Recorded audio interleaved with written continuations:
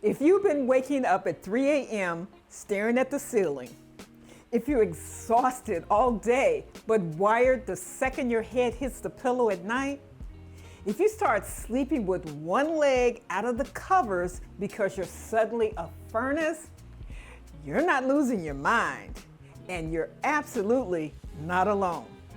Today we're talking about one of the most common, least talked about parts of menopause, what it does to your sleep, why it happens, and most importantly, what actually helps. Let's start here, because so many women get told their sleep problems are just stress or just getting older. Here's the truth. Sleep disruption is one of the most common symptoms of perimenopause and menopause. Some studies suggest more than half of the women going through this transition report new or worsening sleep problems. That's not coincidental, it's biology. So if you felt dismissed or started to wonder if something's wrong with you, let me say this, nothing's wrong with you. Your body is going through a massive hormonal shift, and sleep is one of the systems that fuels it first. Okay, what's actually happening?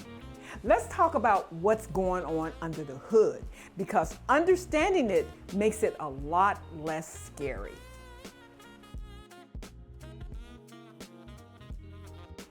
Estrogen and progesterone are dropping, and both these hormones are deeply connected to sleep.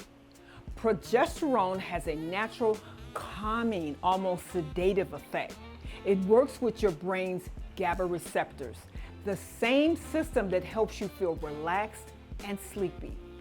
As progesterone declines, the built-in calming effect fades. Now, estrogen helps regulate your body temperature and plays a role in serotonin production, which affects mood and your sleep-wake cycle. As it drops, your internal thermostat gets glitchy. That's where hot flashes and night sweats come in, probably the most well-known sleep disruptor of this whole transition. Your body's temperature control system in your brain hypothalamus becomes more sensitive. Small changes in body temperature that you never have noticed before now trigger a full-blown heat surge, often followed by a drenching sweat and then a chill, which has a pretty rude way to wake you up at 3 a.m. But it's not just hot flashes. There's also increased anxiety or racing thoughts at night. Hormonal shifts affect neurotransmitters tied to mood and stress regulators. More fragmented sleep. You may be getting less deep restorative sleep even on nights without a single hot flash. New or worsening sleep apnea risk. Estrogen and progesterone help keep airways more open as they decline. Some women develop or worsen sleep apnea without realizing it. Restless leg or achy joints, also more common during this transition and also disruptive to sleep. So it's really a perfect storm. Temperature, regulation, brain chemistry, and sometimes breathing and body discomfort, all shifting at once. Now, why does this matter beyond feeling tired? I want to pause here because poor sleep isn't just an annoyance, it has a ripple effect.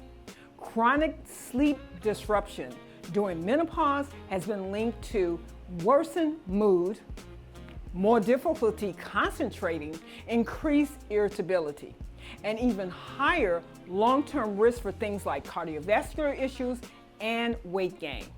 It can also make other menopause symptoms like mood swings or brain fog so much worse, because everything is harder when you're running on empty. So if you've been telling yourself to just push through it, I gently push back on that. This is worth addressing, not just enduring. Let me pause for a moment. If this is resonating with you, please subscribe and share this information with a friend. Now, what actually helps? Let's get into the part you're really here for. I'm going to break down this into a few categories. First, keep your bedroom cool.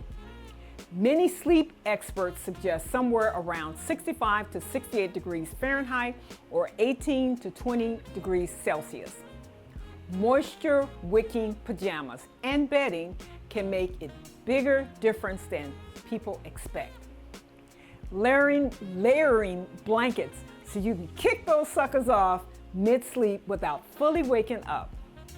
A cooling pillow or even a frozen water bottle by the bed for quick relief. Building a wind-down routine.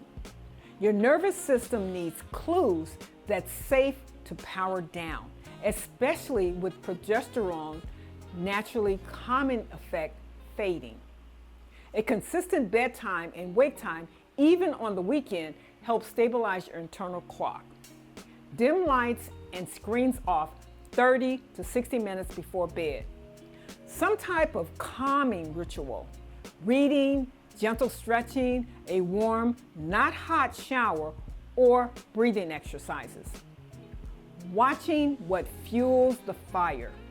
Alcohol, caffeine, and spicy foods can all trigger or worse hot flashes and disrupt sleep quality even if you don't notice it in the moment. Try shifting caffeine to earlier in the day and see if alcohol close to bedtime is affecting your sleep. Magnesium-rich foods you may want to include pumpkin and chia seeds, almonds, cashews, peanuts, spinach, soy milk, black beans, and edamame. Movement and stress management. Regular exercise, especially early in the day, has been shown to improve sleep quality during menopause. Practices like yoga, meditation, or even just consistent deep breathing can help calm the anxious, racing thoughts of sleeplessness. Before we wrap it up, I want to say this clearly. If you've been exhausted, short-tempered, if you feel like you don't recognize your own sleep anymore, that's a real size psychological shift, not a personal feeling. Be patient with yourself, the way you'd be patient with a friend going through this. And know that for most women, sleep does improve as you move through and past menopause and its transitions, not a permanent state. As we close, I'd love to hear what's been the hardest part of your sleeping during this transition. Drop it in the comments, because I promise you, someone else reading will feel less alone because you shared it. My name is Synovia. This is Eat Plants, Live Well. Peace and blessings. I'll check you later.